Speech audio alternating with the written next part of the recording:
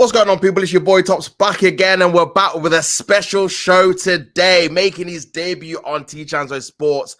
I cannot believe how happy I am to introduce Fozi, the Liverpool fan. Fozi, bro, how are you, man? Big up for coming on the channel. How you doing today, bro? Oh, good, bro. Oh, good, man. Yeah, thanks for having me on. My pleasure, man. My first pleasure. time on the channel. Exactly, Yeah, man. yeah. Good to get you on the channel, man. And good to talk all things Arsenal, Liverpool, and obviously Liverpool as well, because what a season you guys are having. Make sure you guys like the video, subscribe to the channel. Make sure you subscribe to Fozi as well. His link is in the title and in the description too. But yeah, man, let's get stuck into it, man. Like, I want to know kind of like your background in terms of Liverpool. Like, how did you end up becoming a Liverpool fan? Like, what is kind of the reason behind you supporting the club, bro? With Liverpool, I've always been a fan. Obviously, from a young age, my uncles and my dad supported them. Yeah, because of Kevin Keegan back in the 70s and that, and they just got me into supporting Liverpool since day one, really. And I haven't looked back, to be fair. So that's why I've supported Liverpool all my life. So yeah, that's how it's come about. It wasn't, by me picking a team or anything like that. It was already picked for me from an early age. And especially, being from a Somali community, as you know, there's a lot of us on YouTube. We love football. Football is what we love. And Liverpool, that's how it came about. You know how it is, especially with African people, like if the team is winning, they always follow that team in it. So sure. so that's how I support Liverpool. Yeah, that's why I don't know if you see my clips. I meet legends and all that stuff. Yeah, it's because of things like that. It's my long history with Liverpool. That's why I appreciate the legends that did a lot of stuff for Liverpool Football Club. And I go on, when they do, I'll go and pay for it and just go and hear their career of Liverpool and all that stuff. I just met recently. I went to the Leeds game. I met John Aldridge. Before that, I met Kevin Keegan. I met Sammy Lee and Jimmy Case. I met Graham Souness. I met Ian Rush. So I met a lot of people in regards to Liverpool. So yeah. Nice. Was there any kind of particular plays that you kind of gravitated towards when you kind of started watching Liverpool, when you obviously your family got you into it? Yeah, John Barnes. John Barnes was my favorite player. But before that, there's a guy called Paul Walsh who played for Portsmouth and Tottenham after Liverpool. He was he was meant to take over Kenny's. I'm an older fan in it, so he was meant to take over Kenny's position, but eventually Peter Beardsley took over. But yeah, John Barnes is my guy, man. John Barnes, prime John Barnes. Nobody can touch him, in my opinion, in any team. Of course, if you look at John Barnes, like he's got everything that a player should have, which is technical ability, skills, pace, set piece specialist. He had everything, but he didn't get the credit that he deserved. And people know that goal against Brazil in the Americana as well, when he took on the whole Brazilian team and put it in. He did Brazil. He did what Brazilians do to other teams in Brazil to them. You know what I mean? So this is John Barnes, prime John Barnes is my guy, man. Nice one. During that period of time when you started obviously watching Liverpool and stuff, was there any kind of key memories that you can remember, where Liverpool winning leagues at during that time, or in the Champions League? What's kind of your fondest memories when you're growing up watching Liverpool? Well, my first game, believe it or not, was, that I could remember properly, fully remember, it was Arsenal versus Liverpool at the old Highbury Stadium. Okay, nice. We beat you guys 2-1, and all the goals were headers. Basically, John Barnes crossed it into John Aldridge headed it in, Steve Nicol headed it in, and then I don't know if you know this guy called Paul Davis. He was your DM in the 80s and 90s. Yeah, he scored a header as well, so it was all headed. And I told you a few minutes ago in the Leeds game, I told that it's the same thing I told to John Aldridge, who scored in that game, and he couldn't believe I remember it. He said, "Yeah," he slapped my hand. He said, "How did you? Oh, you can remember that?" I said, "Yeah." I was a kid, but I'm one of those kids that can remember things from a long, long time ago. Like those kind of kids that have picture memories and all that stuff. I'm that type of person, so I could remember things from a young age and all that stuff. Highbury. That was the first game I could remember properly in 1987. Damn, that's crazy, you know, because obviously my first game I remember for Arsenal was Arsenal-Liverpool in the FA Cup final 2001. And obviously that's another game you won 2-1 as well. So the chance of that is crazy, bro. Crazy, man. So yeah, I agree with you, man. I think when you look at, obviously, when you're a fan at first half and you kind of get into kind of the club and learn the history, you kind of remember certain things, whether it's players, goals, memories, period of time, which I think kind of resonates with you throughout your entire life, really. So yeah, it kind of makes sense, man. It kind of makes sense. Obviously, fast forward now up until like obviously the Klopp era. Well, obviously that's probably the most kind of times I've seen Liverpool win trophies during my lifetime. Absolutely fantastic era. What was your kind of feelings going in before when you obviously got Klopp and stuff like that? Were you expecting Liverpool to be so dominant in terms of winning every trophy available, or was it a thing where you're kind of thinking if you could just get back into the Champions League and maybe build towards getting one of those kind of league titles or Champions Leagues and stuff like that? Is this before Klopp you're talking about, before he arrived? Also, obviously, you had Brendan Rodgers. You kind of nearly won the title that one season, and then you get Klopp in. What was your kind of feeling going into when you obviously first got Klopp? I've given up, to be fair, because you know you got to look at it from a point of view. Like, if you haven't suffered the 30 years, you won't know, would you? Really? I've suffered the 30 years of no league title and all that stuff. So, there's a time in your life you think to yourself, accepting being mediocre is the way of life sometimes. And unfortunately, the club was in that in that predicament at the time. And whenever I used to go to games and the fans around the football club just said, was it just accept it for it is? We're no longer the biggest club that we used to be and all that stuff. But I think the last season of Brendan Rodgers, I said, you know what? What's the point anymore? I can't watch this. Sorry, I can't hope that Liverpool is going to be the biggest team that it used to be anymore. That what I grew up with, and what my family grew up with at the time, and all that stuff. Just accept it for what it is. And Jurgen comes through the door, and then he turned us to, that as to believers. I said, this guy's out of his mind. Does he know where he's got? Especially that team that we had at the time as well. They wouldn't win nothing. I mean, but he slowly changed everything, bro. He said, give me 5 years. If I don't win a major title in 5 years, I'll be managing in Switzerland somewhere. And he's obviously, before the 5 years, he's won the Champions League. And then after that, he won the Premier League. So he delivered what he was going to, he said, innit? That's how the song goes, innit? He delivered what he said. So, listen, it's good to have the club back to where it belongs, where the current champions, obviously Arsenal, are on the way to getting it. But, listen, I'm a believer again. But at this current moment, what's happening, and we're going to speak about probably as time goes on, things are not looking so good, bro.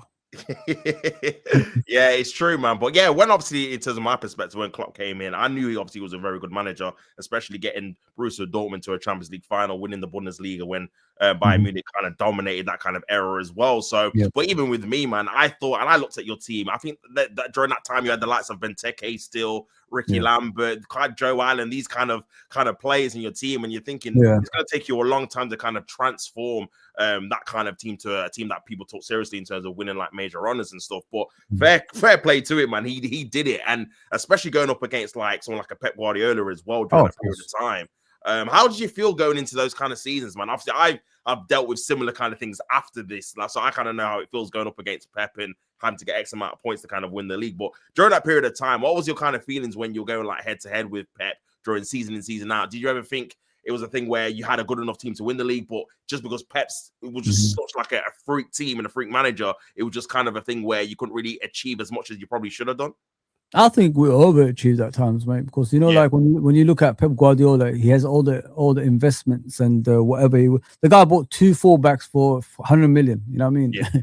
So this is the amount of money he was spending at the time, but for what Jurgen had, which is practically nothing, because we was building stands at Anfield, and him getting limited financial powers, if you could say that.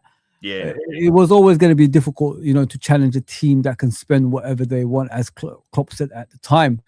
But he managed to do it, bro. Like that's sometimes when you look into things like that, when you buy the players that fit the system instead of buying superstars all the time, it just goes to show it works. You know what I mean? Because at the end of the day, when we watch players, they're all human beings, aren't they?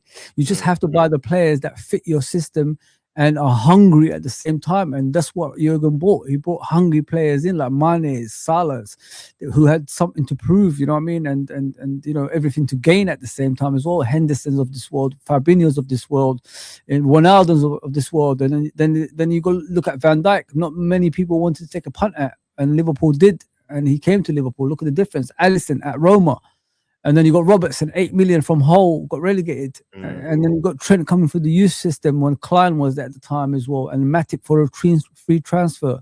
So when you got all those players and you put them together and they're hungry for success, they will do wonders. And that's what happened with Jurgen. And you know what it is, bro? Sometimes you got to look at the man management. If you look at the greatest managers that ever lived, what were they all good at? Man management. So even though the players might not be eye-catching when you watch them, but these managers will find a way to make them think they're the best players in the world. You know what I mean? And this is what Jurgen did with these players. And we became the best team in the world with Jurgen, because we won all the trophies, the major ones, that is, the Premier League, the Champions League, and the World Cup, Super Cup, and all that stuff. So he did in the limited resources that he had, he done wonders, in my opinion, and he should be appreciated for things like that, because he made teams like you guys believe, even with this financial side of these other superpower clubs, it's still a possibility to challenge for the league title, and there's nothing impossible, if you know what I mean. So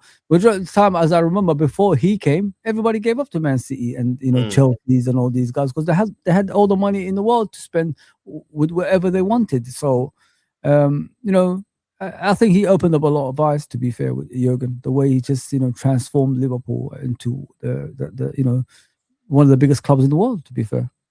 Yeah, it's a good point you make, man, when in terms of like coming with Pep and competing with Pep and stuff like that. Because like you said, it wasn't really anyone really at that level at that period of time. And I think Klopp did it in a different way to Pep. Obviously, Pep had a lot of resources, had a lot of money. But like you said, with Klopp, you kind of coach these kind of players who were at kind of maybe smaller level teams. Mane, like you said, for example, at Southampton, or a Salah at Roma, and prep them up into kind of world-class talent. So he's coaching level in terms of how he coached the team, and players from lower kind of leagues and teams that they came from is definitely something to be admired about, for sure. So yeah, going into obviously Klopp has a fantastic tenure. What was your feelings when he obviously announced he left? I mean, at the time, it was kind of a shock to everyone, really, mid-season. I think you might have been top or near the top during that period of time. Bro, what was your kind of reaction when you kind of dropped it that he was announcing he was leaving at the end of the season, bro? Listen, I was getting phone calls everywhere. Everybody knows how much of a big fan I am, innit? So I was getting phone calls left, right, and center. I was asleep because I told them about my shift work, innit? I do days and nights. I do 12 hours a day. So crazy. When people phone me when I just finish a night shift at around 7, coming home around 8ish, I ain't gonna pick up any phone calls, are I? So I just picked up my phone. I saw the texts. Jurgen's gone. What? And then I looked at it. I said, "What? Really? This is real? Breaking news everywhere." I said, "What the heck is going on here?" And then he obviously makes those videos. Normally, when he makes those videos, there's new contracts coming along, isn't it? He says it's bad for everybody. Sorry, I'm gonna be staying for at Liverpool for another 4 years and things like that. But he just ended it, man. But listen, it was tiring, bro. Like, you got to look at him. Every single time he's challenging the superpowers, and he has to get not only the best at the team, Topps. He had to get the best out of himself and his coaching staff consistently. You know what I mean? Imagine losing league titles on the last day every single time and things like that. Imagine like you're getting a lot of injuries and you have to motivate players to get back into the top 4. The guy suffered a lot, man. And this is why I made a stream earlier, because a lot of people don't even look at it from a point of view that the issue is the club as a whole.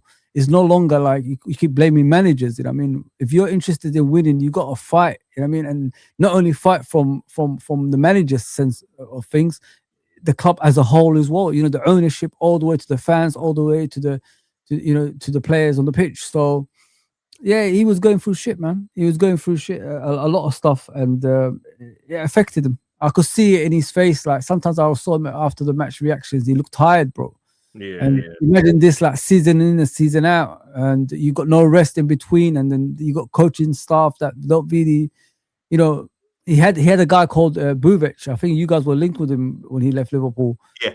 He used to take the burden off him, you know, the problems of him. He used to call him the brain. So when Jurgen was started, he used to take over.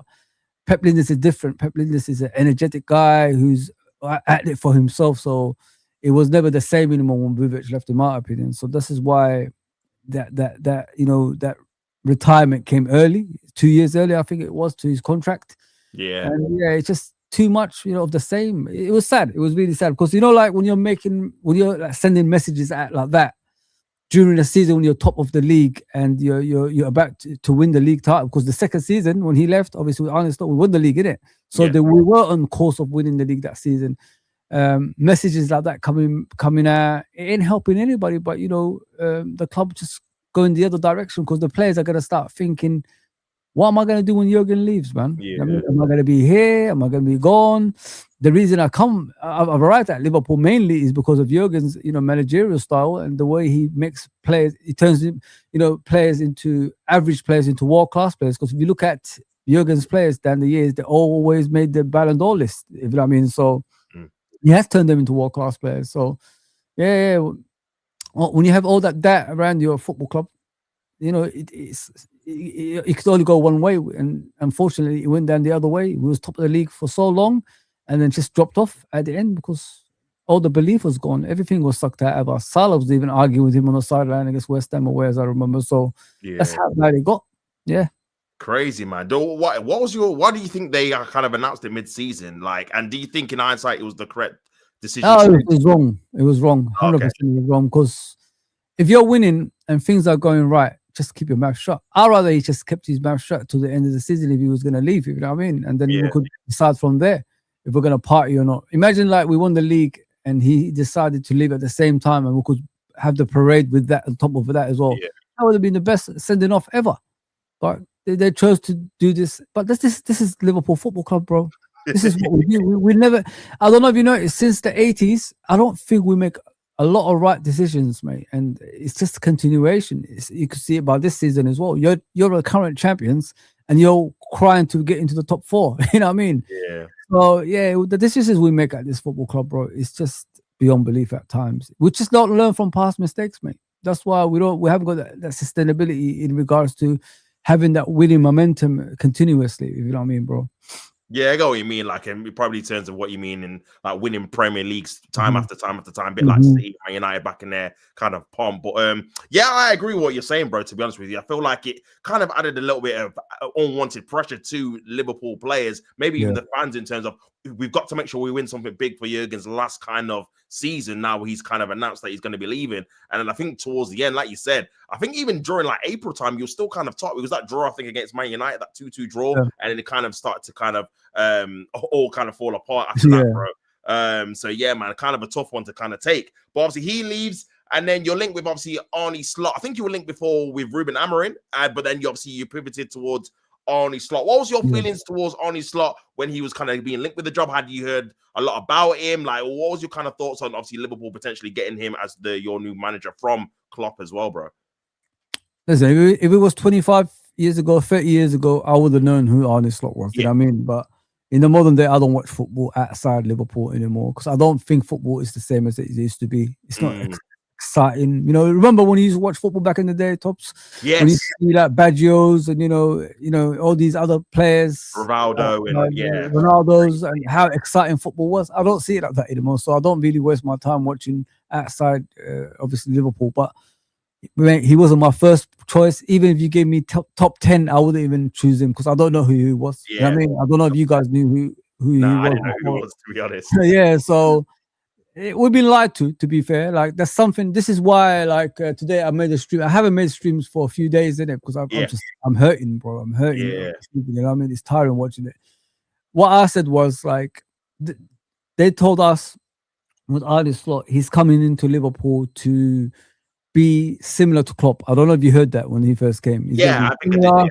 To Klopp, he's not going to change much from Klopp. We're going to like obviously integrate the youngsters from the obviously youth to the first team, from under nines all the way to the senior team, and they have that kind of stability, as you call it, and consistency as a team. then when you get the youth players into the first team, they're already playing in a similar formation in it into the first team. So it ain't gonna be a hard transition. It's gonna be a smooth transition, if you know what I mean, from that. So this is what we was told, and you look at this season, man, he's completely stepped away from that Jurgen way of playing, because I'm sure you watch us, Tops. Yeah. Is there any identity that you see that's close to Klopp? Is there anything it's completely that makes you think like we're going to improve? Is there anything that makes you think like you could sit through a game at Liverpool and enjoy it, apart from Liverpool losing and drawing? I mean, there's nothing, bro. There's nothing. Yeah. This guy said all the right things when he came, but he fell for the trap, bro. Let me tell you why he fell for the trap. When you do these press conferences, the reporters that's there, they are from every other club as well as your club. That's what he's forgetting. So what they do, these reporters, is, especially rival ones, they will give you questions that's hard to answer, and that will frustrate you. And that's where he fell for the trap. I'll tell you why I say that. They asked him questions about, you've won the league with Jurgen's team. You won the league with Jurgen's formation, tactics and all that stuff. Yeah. Imagine that's in your head every single time you go in a press conference, repeatedly. He forgets in the Premier League, that's what they do. They keep repeating the same stuff in the press conference until you start breaking. You know what I mean? So he broke. The guy broke, bro.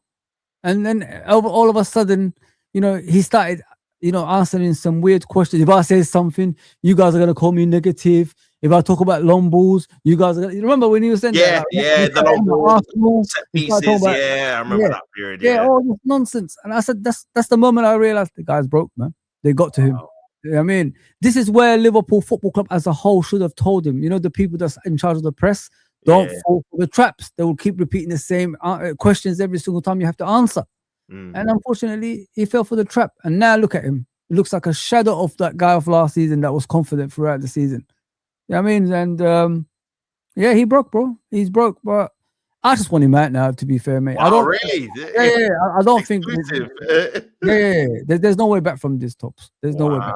I've seen this before. I've seen this many times before, bro. When managers break like this and he hasn't got the man management style, to get players out of this right that he's in, we'll end up like Man United. I'm telling you, man, we need to stop this before it gets out of hand, in my opinion. But like I said, he was never my choice, in the first place. But if he's at the football club, I'm gonna support him. I'm a true fan. I'm not these fake fans that just support managers out of supporting. You know what I mean? The guy's at my football club. I'm gonna give him a chance and see what he does. He did good in the first season. Second season, he looks like he's out of his depth. Simple as that.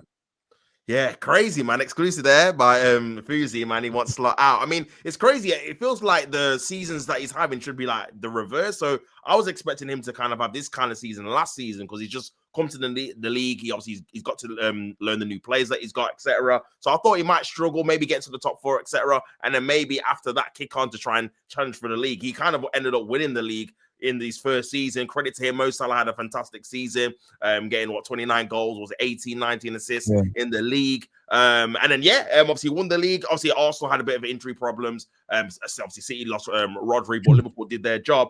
And then, bro, look at the summer that you had, man. I remember speaking to you on Judge Mo's channel, I think in September, and you were very, very excited about the kind of the... Who wouldn't be? You see that? Like, what was your feelings going into the season? Like, after winning the league, getting Isak, Ikatike, Verts, these are incredible signings. So, what was your feelings, bro, going into it?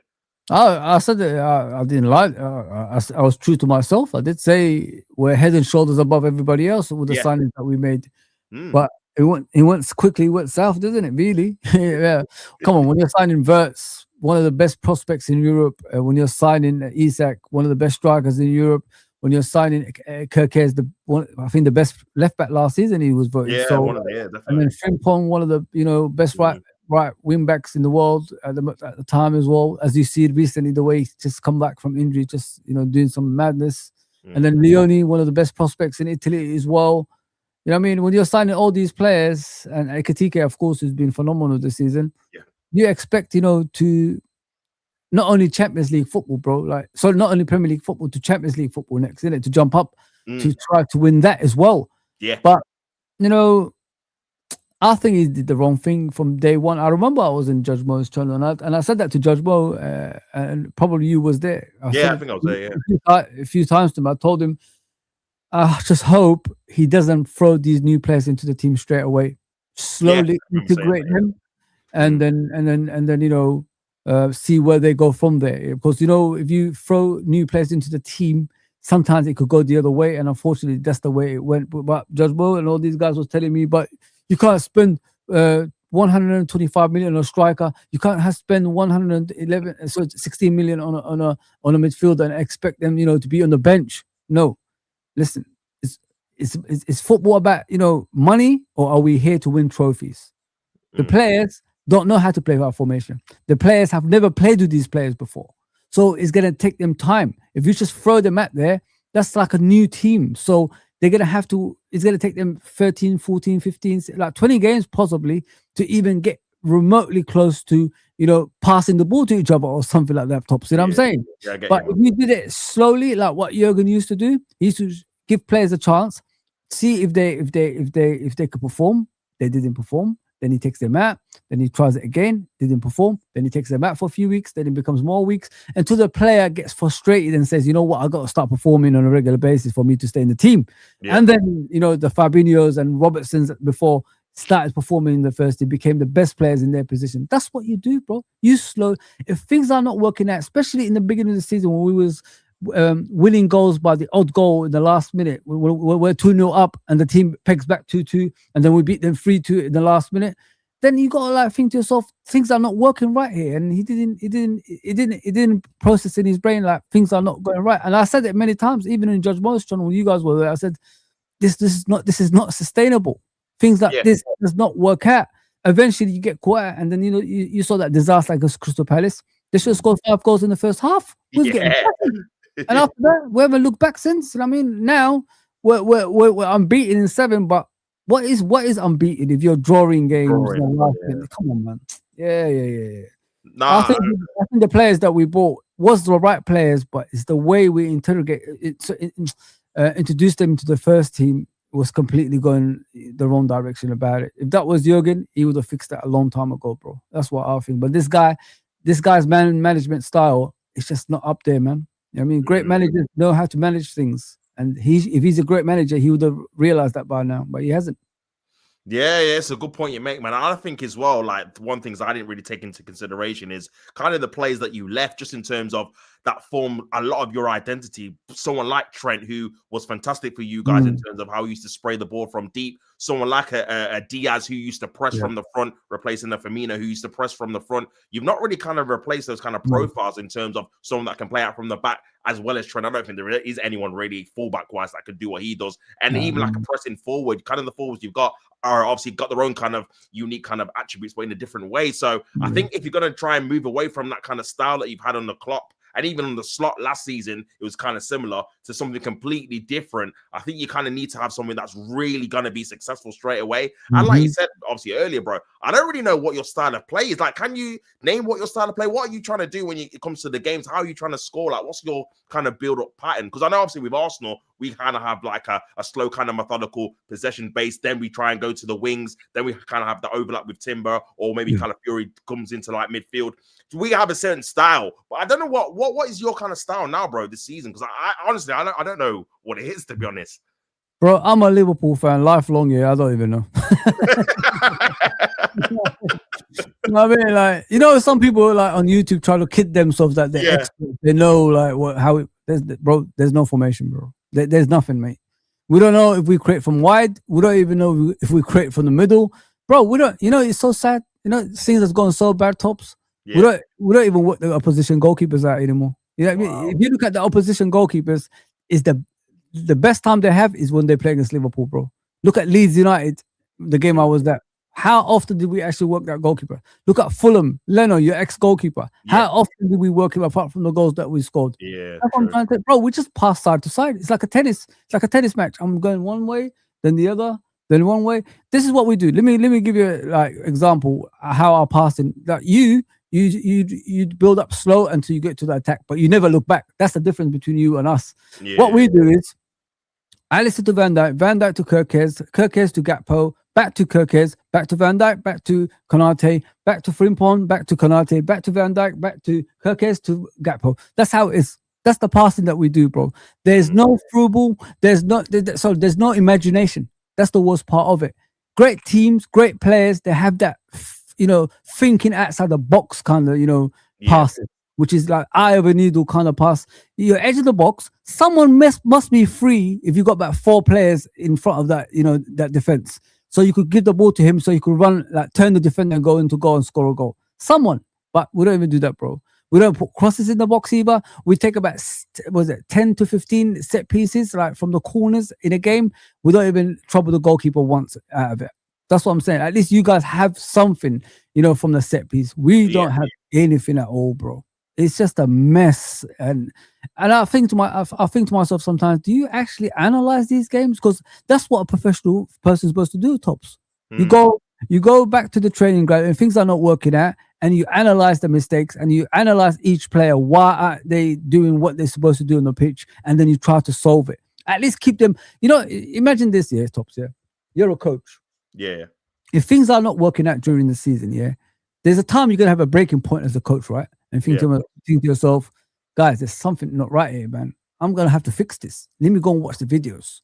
Okay, so McAllister ain't making the right passes. He ain't making the right movements. We've got to work on that. Van Dijk is having too many touches of the ball for a defender. We've got to work that out. Konate panics on the ball. We've got to work that out. That's what you do when you analyze things, you know what I mean? And then you take it to the training ground and you told each player, this is what's happening. You pull them out. Sometimes you go back to the video and show them the mistakes that they're making sometimes. But he doesn't do that, bro. It's just a mess. Everything that we're doing is off the cuff, I think. He just puts them out there and expects them to solve it in the games, and it's not working out.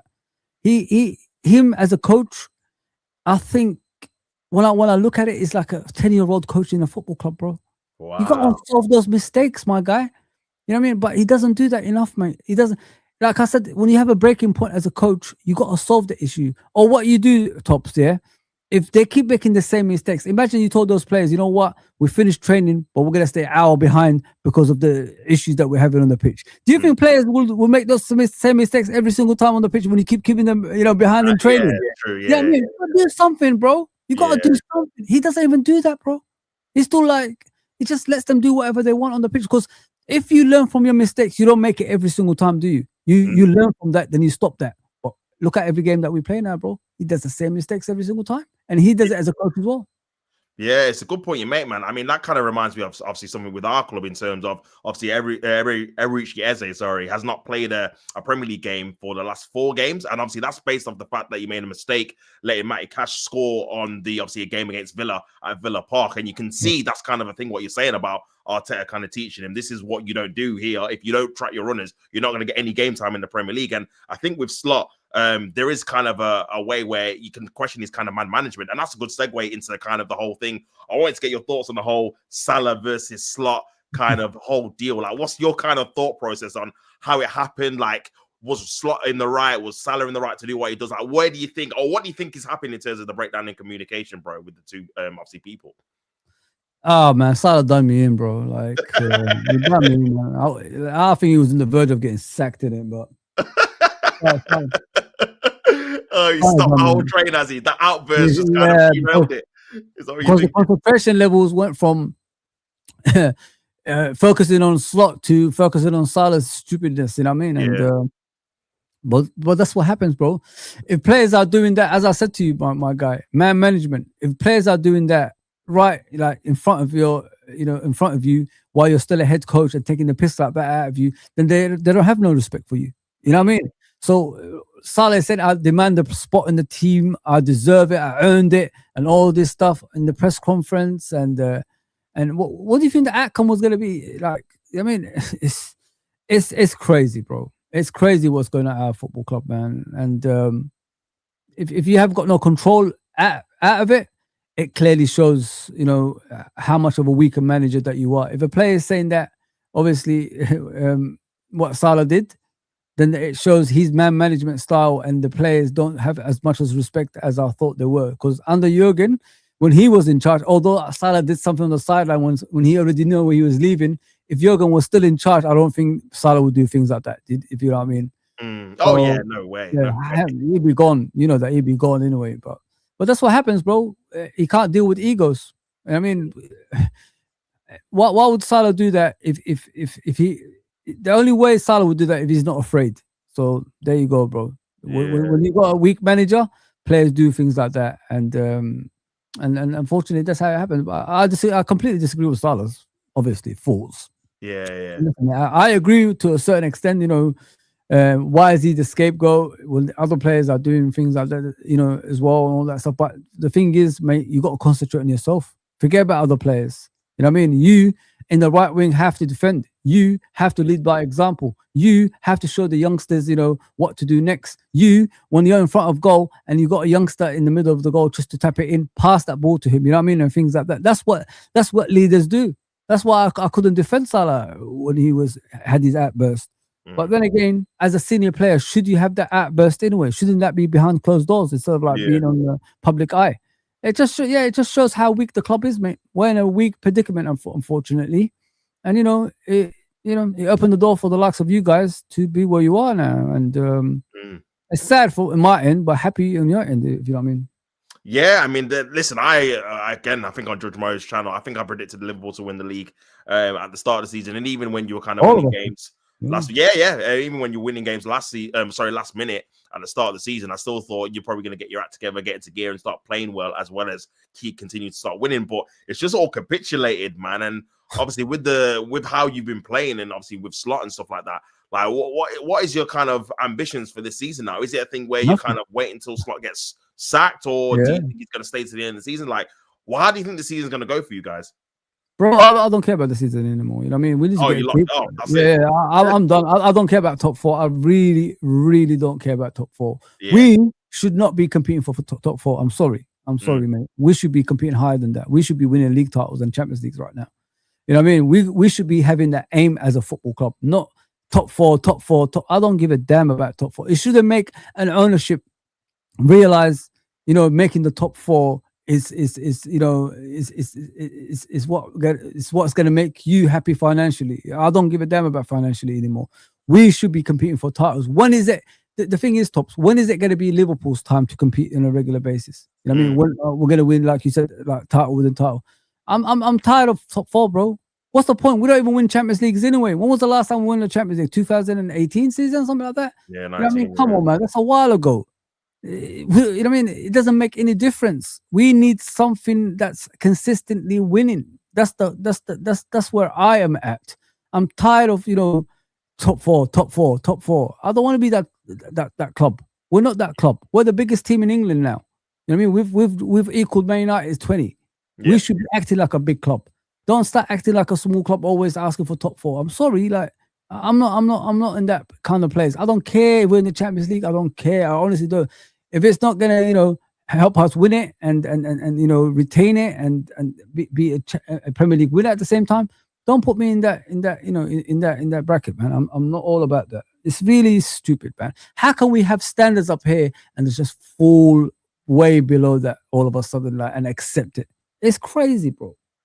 No, I hear you, bro. I can feel your frustration as well, and especially off the back of you spending nearly 500 million in the summer as well, on top of the Premier League winning side you've got, as well as obviously renewing Van Dijk and renewing Salah. You're thinking, like you said, you're gonna obviously retain the title and try and win the Champions League as well. So for the standards to drop so steep so quickly as well, like I think it's something like 14 points behind us. You know what the saddest thing is? You know what the saddest thing is, Topps? If we would have won the league this season, Arteta gone and Pep Guardiola gone. That opens the door for you to dominate in the next 10 years. Not 10 years, but 5 to 6 years. Yeah. Don't forget, Arsenal have to reinvent themselves. So does Man City. So does Chelsea now. So everybody's reinventing themselves. So we could have took that path of winning the league for the next 5 to 6 years. But we didn't even take that, bro. This is what frustrates me more than anything. And people haven't even grasped on that. That's what's upsetting more than anything. You gotta put your rivals aside. If you want to dominate, you got to get. That's what Ferguson done. He got rid of every rival. That's what he did. Made sure Liverpool. He had the top of on top. He had his foot on top of our heads for years and years. Make sure we don't get the right, momentum to win league titles consistently and all that stuff. That's what you do, bro. But we had the chance of doing that this season, and we didn't do it, bro. We didn't do it, man. Yeah, Sad. it's frustrating, man, from a Liverpool's perspective for sure, man. And obviously that's a good segue to go into this game, like you said, on the back of a 7-game undefeated streak, but a lot of draws in there. Yeah, I think you've drawn the last 2 games as well, bro.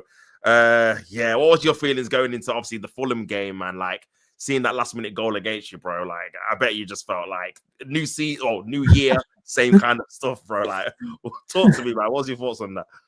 Bro, we're terrible, bro. Like, I think we could see was it in the first 10 minutes? I don't know, man. I don't remember. Yeah, exactly. it was early, bro. It was early. Oh my goodness me. I think like New Year, the same shit again.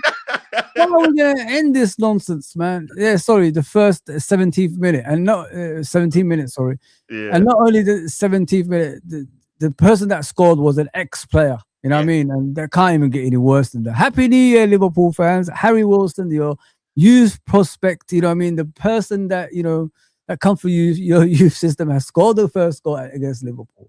And everybody knows when we go down, it's difficult to come back. Majority of the time we lose. But we came back to 2-1. And then, you know, a guy scores a wonder goal with no challenge whatsoever. That goal, let me say something to you. Yeah. That second goal, the 2-2 goal, typifies Liverpool or what happened this season. If you look at Liverpool this season, the way we've been playing, the luster performances, the lack of ambition of the players to close things down and all that stuff, that goal typifies Liverpool's way of playing this season. There's no life, there's nothing at all, mate. Okay, it was a wonder goal, Topps, yeah? Yeah, it was. But where is the closing down, bro? Why is our midfield and forward line inside our box? Why isn't someone going outside to challenge that guy to stop him shooting? You know what I mean? This is what it is, bro. If you look at all the goals that we conceded this season, it's because of lack of pressure from our football club. Our team don't pressure anybody anymore. There's no aggressive side anymore. No one fears us anymore. You know what I mean? Every team come to play Liverpool now. It's the easiest game in the Premier League for them. It doesn't matter, even if it's at home. At Anfield, Fortress Anfield. People come over there and take points now. You might as well call it 1 point Anfield, 3 points Anfield. You might as well just call it that now. Because that's what people do now. We don't do nothing. I mean, fans are sitting at Anfield looking sideways each time, every single time. That's it. There's no entertainment. You can't ask the fans to be up for games if you're not giving them anything to watch. You know what I mean? It's like going to a cinema and just watching the adverts. The movie hasn't started yet. That's how it is. I hear you, bro. I hear you, man. Like, what would you put like the percentage of blame on then? Obviously, I know you want Slot out. Would you say it's like majority him, or is it some of the players as well going to take responsibility? Like, how would you share it in terms of responsibility of blame, bro? Bro, like you got to start at the top, innit? You got to start at the top. It's the head coach. He tried to change everything that represented Liverpool in the last 10 years too quickly to his ideas because of the pressures of the outside, and it just fell apart, bro. He should have realized in those last minute winning games that there's something not right here, because we was warning him. We was warning this is not sustainable, and he hasn't learned from that. So when you're not learning from things like that, you got to take the blame, bro. And you look at him recently, you look at his after-match press conferences, that looks like a dead man walking, bro. He's getting frustrated now, like in match reactions and all that stuff. You know, like when the questions are asked, and he keeps asking them to repeat it now because he's thinking about something else. Dude, I mean, they're asking him questions. He can't answer it back because his head's already hot, and he's thinking like, what's happened to me? You know what I mean? What's happened to my football club? Yeah, man. Yeah, it starts from the top. Players do what players do, bro. When there's no competition for places, what do you expect? You bought in like, what was it, 450 million pound players, but you got rid of a lot. And then you look at the bench, you see young kids like Nyoni and Ngomoa and all these guys, like, and Ramsey and that. We're thinking to yourself, where did the bench from last season go to this one? You know what I mean? So and it's his fault. He's the kind of manager that says, I like to work with a small squad. Well, you got a small squad now. Why isn't it working? You know what I mean? So it's him. It's all him, bro. It's all him. There's no one else to blame. Those players, if there's no competition for places, imagine like you being in their shoes, bro. You're coming to work. You look behind you. Nobody's behind you to put any pressure on your place. You think like you're going to perform every game the way at the highest level? Hell no. Hell no. Yeah, no, that's a good point you make, man, because you compare that to like Arsenal's squad at the minute. One thing that has been good in terms of our squad building so far this season is that we've got competition for places. If Trossard's not performing well, which he has been this season, you got Martinelli to take his place. If Saka's not performing well, you got Madueke that can step in for a few games, Odegaard and Eze. So we have got a few kind of rotational kind of players that you can put in that kind of attacking realm. When I look at you guys, man, your defense, like if one of Van Dijk and Konate goes down, bro, like, bro, you are in serious problems. I mean, you have been already this season, but bro, like, there's kind of no replacements for them in particular, man. Like, bro, what's kind of your kind of feelings on kind of the injuries and the squad building, man? I know you were trying to get Gahey on the last day. That kind of obviously fell through. Do you think there's going to be some kind of transfer dealings in January for you to help out? Because for me, I feel like you definitely need some reinforcements in defense and even in midfield, to be honest with you. So, yeah, what's your feelings on that, bro? I don't think we're going to get any signings, bro. No signings at all. You got to look at it from a point of view. Yeah. If you already know it beforehand, as I said, you learn from past mistakes, innit? If you already know beforehand that you needed a centre back, because we did try to sign Gahey. So I thought, like, okay, he's not coming, but surely you're going to get him in the 1st of January. Now we're here in Man City. You know what I mean? Coming into so it just shows, bro, like, we're not ambitious. This is what I said to you earlier when I started the stream. I said, it's the club as a whole, bro. They don't have the ambition to win. They don't have that. A winning club don't act like this, bro. A winning club fights to win, and we don't have that winning mentality anymore. I've realized it.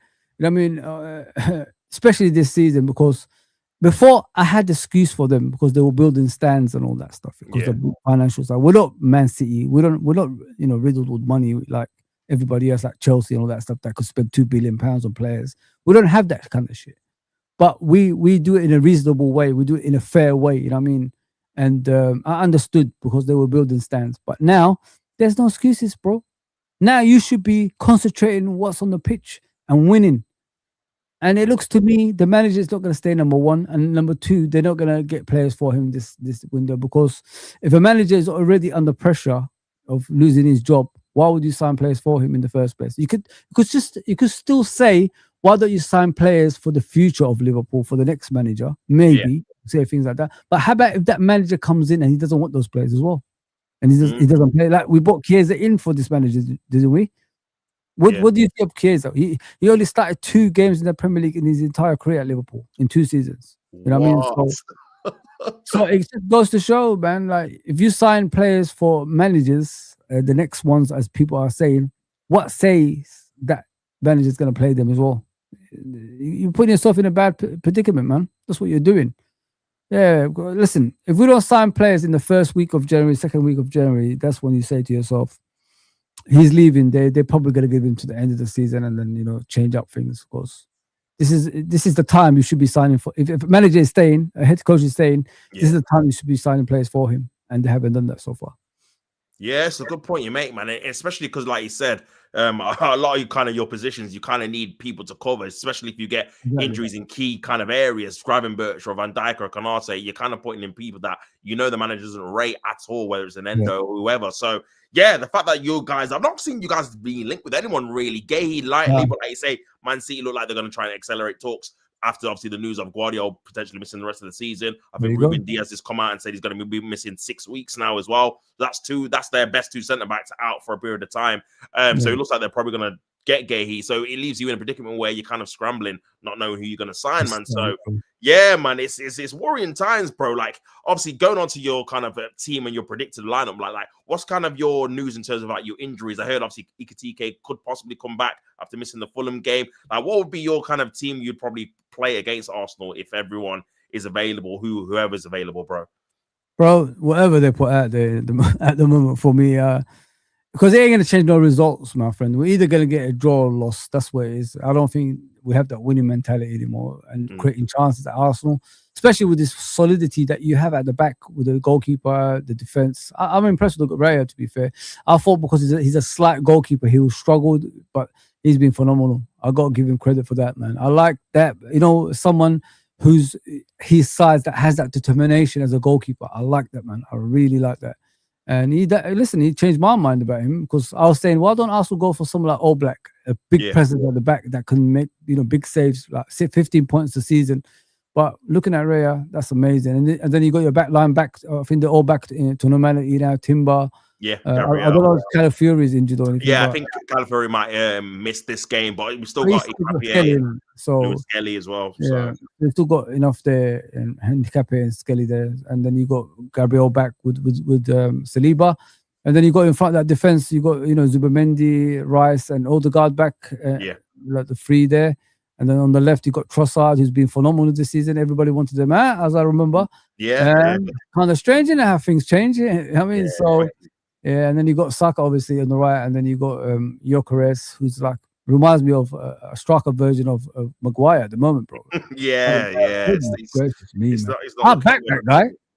Same, bro. I wanted him. I was one of the guys that was like, we need to get this guy, etc., etc. But at the minute, bro, I think what I will say about him is that his actual profile in terms of what he's doing in terms of stretching the defense is definitely helping us for sure. A lot of the games that we struggled last season, the Fulhams, the Newcastles, these games where low blocks we just couldn't break. The fact they have to deal with him now allows a lot of space for Odegaard, Saka in those kind of final third entries. And I think we're kind of getting over the line because of that. But his general playing overall has just not been good enough, man, in terms of people are lying to themselves. Yeah, exactly. He's missing some chances. He should have scored at Brighton. He should have scored at Aston Villa. So, yeah, man, I've been disappointed with him so far. Not saying you can't turn it around because, again, I think Wirtz obviously had a slow start. He's started to look a little bit better. Maybe with a new manager, he'll be good as well. So, yeah, I'm not writing him off completely, but I do think he needs to improve and do more because, like you say, obviously Jesus has come back from injury now. Kai Havertz was on the bench against Aston Villa, so he's a player that, Arteta loves, man. So don't be surprised if eventually he gets incorporated and moved into kind of the first lineup. And I think for me, personally, even though I wanted him and I wanted him to do well and he's not done as well as I thought, I think the main focus for me is just winning the league title. I think if he scores this, if he doesn't score again and we win the league title, honestly, I won't care, just because we need to win this league. I know you were saying you need to dominate, but from an Arsenal perspective, I just feel like 6 years into the project, Arteta obviously has been building the team. He's spent a lot of money through that process. He's been backed quite a lot. And I think this is kind of the season when you've seen yourselves kind of fall off a cliff. Manchester City, even though they're in and around, they don't look exactly the same as they were before when they won the treble. And now they've got two massive injuries at the back.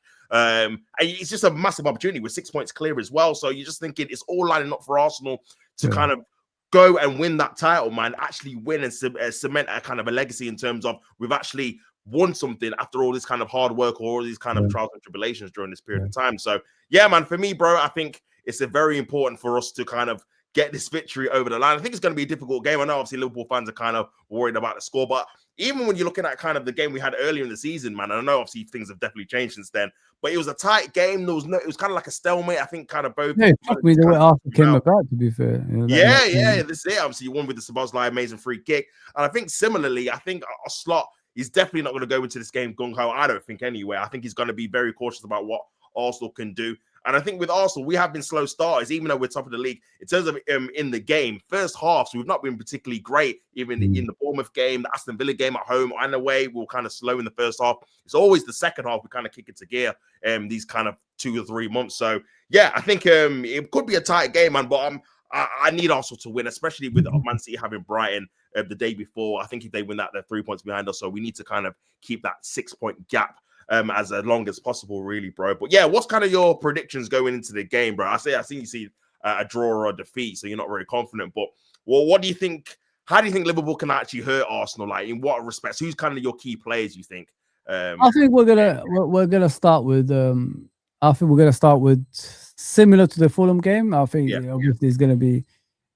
I'm hoping they start with Frimpong, but they're going to put Bradley as a right back. Obviously, Alisson in goal, Konate and Van Dijk, and then Kirkes as a left back to deal with, obviously, Saka. They're going to play Gravenberch in the middle with Curtis Jones again, and then you got McAllister right in front of that.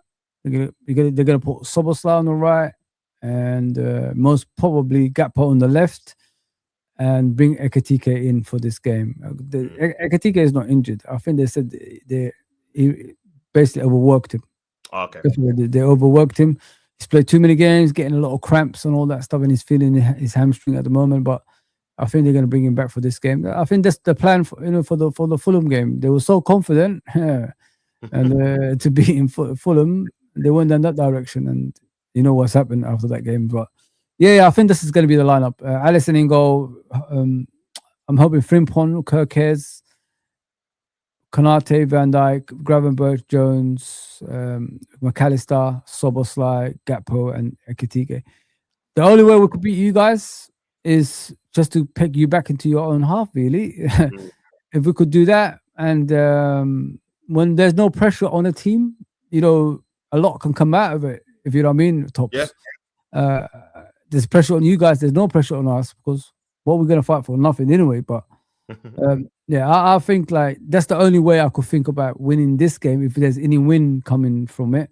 And it depends on the players, innit? Sometimes, you know, these players, they perform in the big games when the camera's on, if you know what I mean. So that could be something, because at the end of the day, guys, like majority of those players that's playing in the first league, the champions of England. So they could just say, you know what, let's turn up for this game today and show the world we're still about, instead of like just giving up and all that stuff. So yeah, that's the only way. But all I could see is an Arsenal win, to be fair, mate. I don't see us winning this game. The way you guys work, you know, as a unit, which is, you know, everybody working hard off the ball as well as on the ball, there's nothing like it, bro. There's nothing like it. You know what I mean?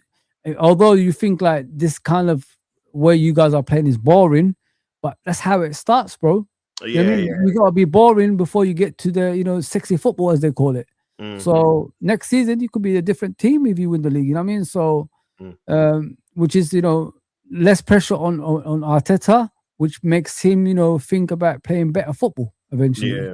Once you have no pressure anymore, like you did in the past 6 years, it opens up a lot of doors for you to be more confident as a manager, and then your man management style will come into it as well. So yeah. Listen, like you said, all you want is the league. Get it over the line, and then see what happens after that. But yeah, all I see in this game is Arsenal win, bro. I can't see anything else with us, to be fair. I get what you're saying, bro. I think in terms of like what we're gonna play in terms of formation and team selection, I think obviously Raya in goal. If you think Timber, Gabriel Saliba, I don't think Calafiori will be fit for this game. So in Capie left back, then it's gonna be Zubomendi, Rice, and Odegaard, and then Trossard, Saka, and I think Gyökeres will still start, just because, like I said, in terms of his actual profile, stretching the kind of the play in the defense, I think he's helping our kind of fullbacks get 1v1 a load more times than last season. Saka was just 2v1, 3v1 because Havertz was in, and there's no space behind. So him running in behind allows us to get that space. I agree with you, bro. Like, I think in terms of how Liverpool can hurt us, I think, like you said, if you can make a fast start, because like I say, our starts in the games in the first half is very slow. I don't know if that's because it's kind of commanded, or it's kind of by design, kind of just to contain a team for a half, and then in the second half you just kill them to kind of make sure there's not kind of like a back and forth basketball match. Maybe that's what Arteta's thinking. But yeah, I think if you start fresh on us, you start kind of the more kind of front foot team, maybe you can kind of nick a couple of goals or whatnot, and then, like you say, sit back, and then we have to try and break you down, which obviously we do find difficult at times. Wolves, Brian, before, obviously in a couple of home games. So yeah, man, I think for me personally, though, the form we're in, our home form's been immaculate. Only one draw all season against Man City, and we've won every single game, including beating Bayern Munich, Aston Villa, etc. So I think I am confident going to this game. I think it'll be a tight game, though, and I think we will probably win the game like 2-1 or something like that. By the odd goal. I won't say it's going to be a massacre or anything like that. But yeah, I am expecting also to win the game, bro. Well, yeah, what's your kind of score prediction before we head off, bro? I think the score prediction that I want to give in this game, I don't think we're going to score, because we don't really create that much. Even from set pieces, we don't even do that much. I think it's going to be probably 2-0 to you guys, man. Wow. That's my honest opinion. You know what I mean? I'm not going to sit here and tell you, oh, Liverpool's going to come out, we're going to score goals. Bro, we don't create chances, man. You know what I mean? We don't even score from set pieces. You know what I mean? Like, I've always said that if you look at set pieces, what is it about? You know, set pieces, bravery, right? You got to be brave to get into certain areas, even if you have to hurt yourself to, you know, get the ball in the back of the net. You're going to do it by any means necessary. We don't do that, bro. So yeah, I think it's going to be like 2-0, something like that to Arsenal, to be fair. Fair enough. 2-0 prediction, 2-1 prediction. You guys in the comments, let me know what you think as well about the predictions, man. But yeah, that's been the Arsenal Liverpool preview. Big up Fozi, as always, bro. His link is in the description and in the title. Fozi, you got anything coming up? Like, let the people know what you got coming up on your channel, bro. What to expect, my guy? Well, I've changed my channel to Fozi TV in it, guys. So it's no longer like for Liverpool. I do obviously Liverpool now and again sometimes, but it's for every club. If you guys want to come on there, talk about your football club from an outside point of view, instead of always internal, I'm there. You know what I mean? I know most of the clubs, so I could talk about and give you an honest opinion instead of like you're always bantering and all that stuff. I could give you something like that. And I should be back on Friday, all the way, obviously Saturday, Sunday, and Monday, and probably Tuesday, Wednesday, Thursday. I might do panel shows again with obviously Topps and Sal and probably Kells. Get the top teams out there and do some like panel shows on each other's channels or something like that. We might do something like that. So keep an eye out on that as well. So yeah, it's a channel for everybody now. It's called Fozi TV. It's no longer LIFC.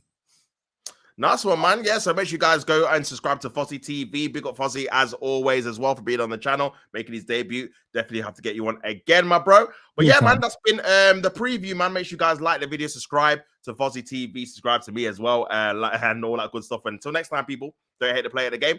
Until next time, we are out, man. Peace and love.